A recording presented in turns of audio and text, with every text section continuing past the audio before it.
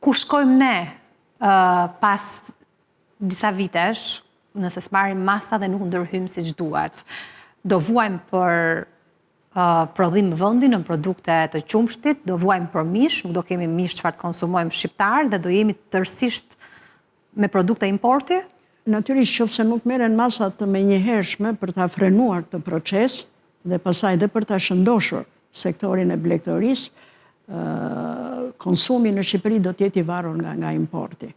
Dhe kjo natyrisht do dëmtojë në radhë të parë, jo vetëm si thosh cilësinë e produkteve që ne do të konsumojmë, për të t'japë një goditje shumë të fuqishme ekonomisë rurale, aq më tepër njerëzit do ta braktisin fshatin, do të mbyllin fermat për t'u larguar, sepse nuk do të mund të konkurrojnë në treg, do të humbasin në një farë mënyrë nëse më lejohet ta them, ai identiteti bujqësor që ka patur Shqipëria. Ne historikisht kemi qenë një vend blegtoral që tregon që kemi kapacitete të mëdha për të patur një blegtori të zhvilluar dhe fitimprurse, por që nëse ne nuk marrim masat në kohën e dur, dhe masat duhen marrë duke filluar ndoshta që si vjet të fillojë të shëndoshet sektori, patjetër që mbas 2-3 vitesh ne do jemi totalisht të varur nga importet për produktet që duam të konsumojmë. Alban?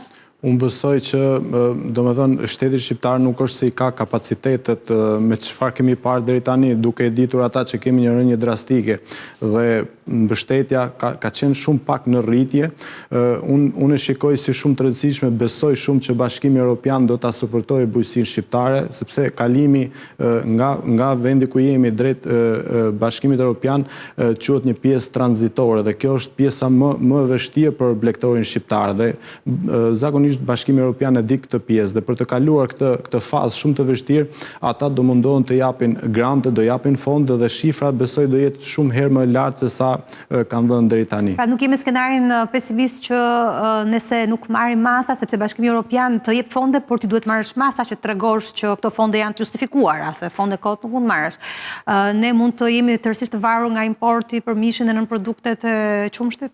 Ne do mbetemi të varur, se është shtuar dhe shumë dhe turizmi dhe normalisht me një shifër të lartë aq konsumi, se ne nuk e përballojmë. Ne nuk përballojmë dot aktualisht konsumin vendas. Konsumin vendas ku kemi importe, jo më kur ky konsum rritet 10 fish më shumë se sa është aktualisht në sezonin e dimrit. Dhe ndërkohë që turistët vinë edhe për produktet tona lokale, po një nga skenarët është edhe rritja e çmimit, duke qenë se bie oferta në treg, ka rritje të kërkesës, rritet ndjeshëm çmimi. Pra nga 14 euro që shkon sot, po themi kilogrami mishit, presim që ndoshta ky çmim të fluturojë. Po, besoj se po. Dhe prap na bën një konkurrues. Kur bie oferta, rritet çmimi. Na bën një konkurrues dhe kjo. Patjetër.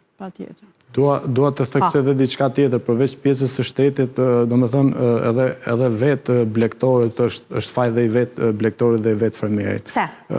Po nuk i bëjmë dhe ato vetë organizimet. Për shembull, po t'jap shembull përsëri po marr Greqinë ose marrim dhe vendet e tjera.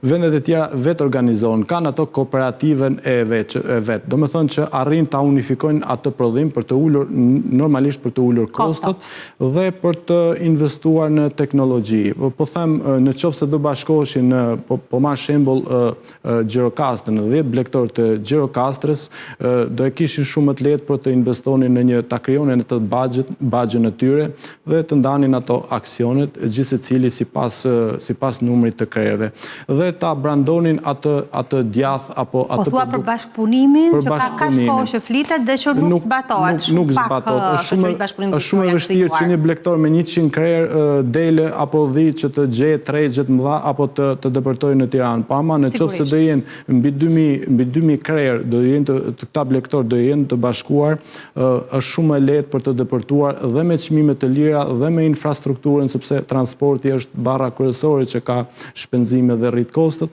gjithmonë do jetë në ulje të shpenzimeve dhe normalisht edhe mund të jenë dhe furnizues të një X tregu. Pra nuk duan të mirën e vet në një farë sensi. Dhe nëse vazhdojmë kështu parashikoj një rrjet çmimeve për këto produkte, janë rritur frikshmërisht shumë, të paktën që pas vitit pandemik, pas luftës në Ukrainë, janë rritur shumë. Ajo që do jetë e dhimbshme është se në momentin që ne mund të futemi në Bashkimin Evropian Europian do rritet cilësia. Do më thënë, ne mund të vinë produkte italiane që janë shumë herë më cilësore se sa këto që na vinë nga Brazili, dhe qytetari shqiptar, konsumatori atëherë, do më thënë, e ka një farë besimi tek prodhimi vendas, por do orientohet tek këta prodhime, do më thënë tek prodhimet e Bashkimit Evropian, dhe do humbi totalisht terren prodhimi shqiptar. Po të vazhdojmë të kemi prodhimin vendas në ato kushte. Po të vazhdojmë të kemi. Pra po thua që midis 1 kilogrami mish 14 euro që është prodhim shqiptar dhe 1 kilogrami mish 14 euro që është prodhim italian, do zgjedhim prodhim italian, po thua?